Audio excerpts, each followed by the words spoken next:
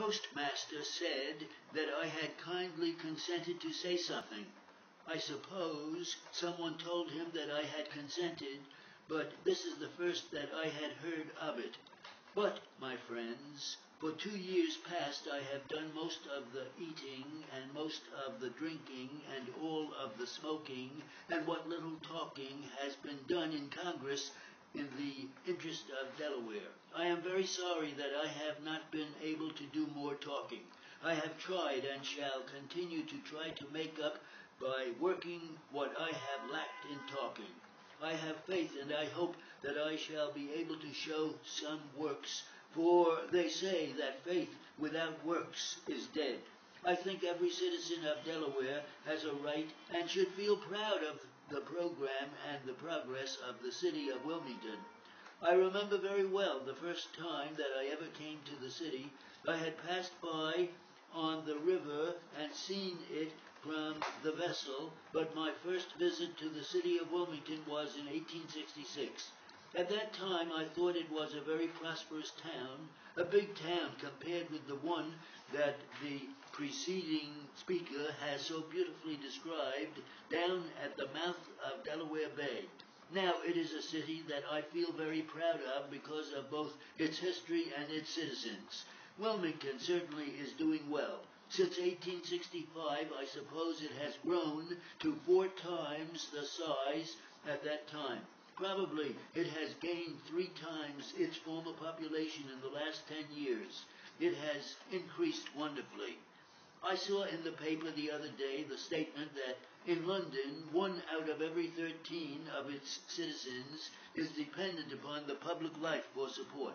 How many in the city of Wilmington, or what proportion of our citizens, are dependent upon public charity for support? It seems to me that I do not remember that I ever saw a beggar in the street of the city of Wilmington in my life. I have seen them in other cities, and you doubtless have them here, but I never saw one, never had the misfortune to meet one. I say misfortune because if I had seen one, I would probably have gotten rid of a nickel.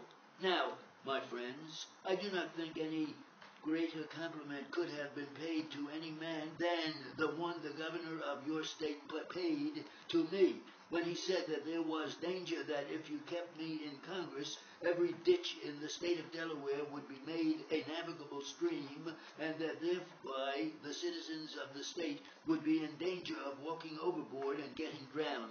I do not want to hear of anyone being drowned, but nothing would give me more pleasure than to see every ditch in this state a navigable stream on what every citizen could have the right to put a boat and carry his own corn and his own pigs to market when he wanted to. There is nothing on earth that will do this country as much good as a system that will provide first-class water transportation. I believe in it, and I know that this country is able to give it to you. With a revenue of over $900 million regularly, we can afford it, and the country ought to do it for you. We could appropriate the necessary money, provide for it with a bond issue at 4 cents per dollar to put on the market as fast as it could be used by competent engineers and in an economical manner. If it is a good investment, why not make it now? Would the great railroad corporations of this country wait and build extensions to their lines 1 mile at a time because they were only able to do that much with the funds they have in hand? When the Pennsylvania Railroad Company wants to extend its lines,